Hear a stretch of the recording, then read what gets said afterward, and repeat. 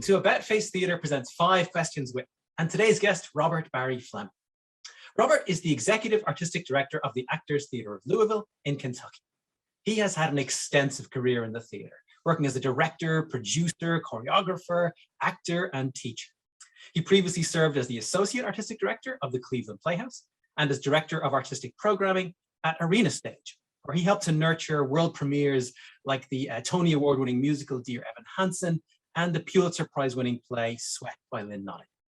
His recent directing and choreography credits include Are You There?, Grace, and Once on This Island, as well as work at Cleveland Playhouse, Oregon Shakespeare Festival, and Tantrum Theater. And while his Actors Theatre direct new media credits include COVID Classics, Erma Bombeck at Wits End, and Romeo and Juliet, Louisville 2020. Robert was also a tenured professor and head of theatre at the University of San Diego, while his professional acting credits range from stints on and off Broadway to green roles like LA Confidential. Robert, you are very welcome. Thank you. So good to be here with you. Thanks for having me. Oh, it's our treat. It's our pleasure.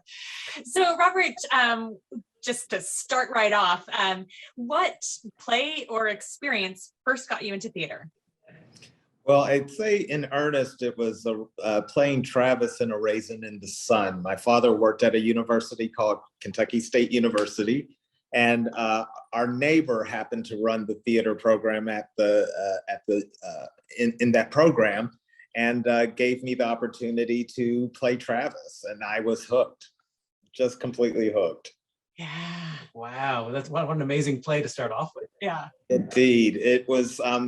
You know, and she, Dr. Winona Fletcher, is something of a luminary in African-American theater, and happened to be my neighbor. So I had a very, very rigorous kind of wonderful first experience, really, and just kind of recognized it as an art form that really allowed for self-expression as well as like great learning in a really visceral kind of holistic way, as much as a 6-year-old could understand that. Oh, that's phenomenal. That's great.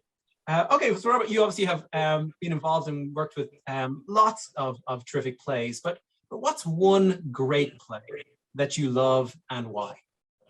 Well, I think you mentioned Sweat, and Lynn Nottage's very rich research and dramaturgical kind of rigor, and really understanding the inhabitants of that world, and finding a way to use fact, blending that with a fictional story. It somehow arrived at a truth about that really incredibly difficult transition with where the industrial age has led and left so many people behind, and the complexities of that. And so it's a wonderfully rich investigation.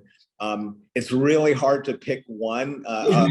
Angels in America was also a kind of formative experience, as was the Kentucky Cycle by Robert Schenken, partially, I think, because of understanding one's own social location in those stories.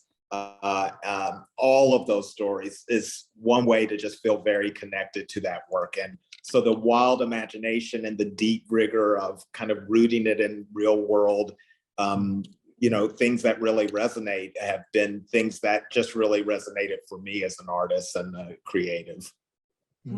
Fantastic. Absolutely, yeah. So can you tell us about a time in your theater life where something turned out differently than expected? Yes. This is this is a really tough one. I wrote a one-person show about Scott Joplin, and I had spent so much time working on it as a writer that I gave short shrift to the preparation of it as an actor. So I found myself on opening night well under rehearsed for this event, and it was one of those kind of actor nightmare experiences. It's like, wow, even after a long tenure in the theater, it's very easy to underestimate deeply challenging things that we're asking of our artists. And I got a good firsthand experience of that. Lots of improv that evening. I know people expect that once you've written it, that of course, you know. Of course, I mostly kind of thought, like, who wrote this? This is actionable. It's like lovely language, but where's the action? Yeah, it's really, really understanding yourself in two different realms, and really, they were not in communication at that point.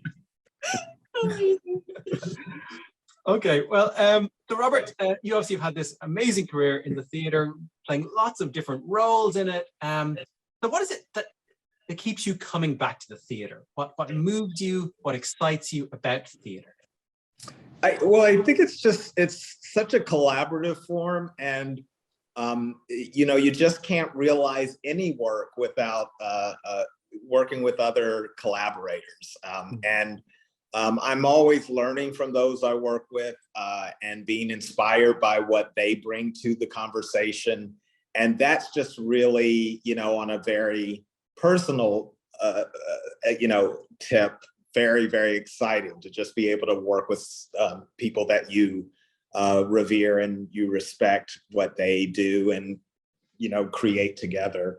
And it's just got such a kind of, art and art-based practice are ways of just really more deeply understanding what it is to be human, I think. And while that kind of sounds like a cliche, I've just found it to be very true that continuing to work with artists and those who are using art-based practice as a way of, socially transforming and further growth and actualization is just something that I find a really worthwhile endeavor, and something that just continues to inspire me to come back no matter how challenging it gets.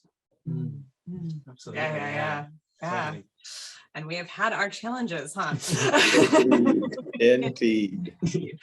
So can you, is there a tool from theater that you have found useful in the rest of your life?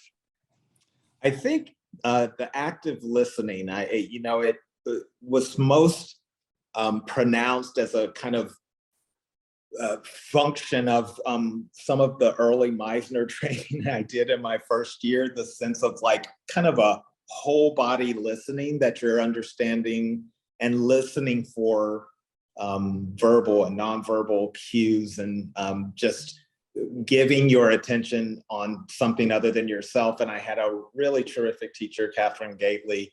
I remember one session where it was like, yeah, no, you're not listening. You're not, like, just on and on. And similarly in grad school, I had another professor who was just like, yeah, you could just be more specific. And that was kind of like the note I got for 2.5 years. And there's something about like the repetition of someone asking you to continue to investigate those kinds of things that I think teach you about it's learning how to learn in some ways, and recognizing that it takes an ongoing effort to do that. And maybe that is not something you master, but you get better and better and better at it. So you keep applying yourself to it. So I think the active listening and being as specific as you can are a couple of the tools that it affords you ongoing practice in that.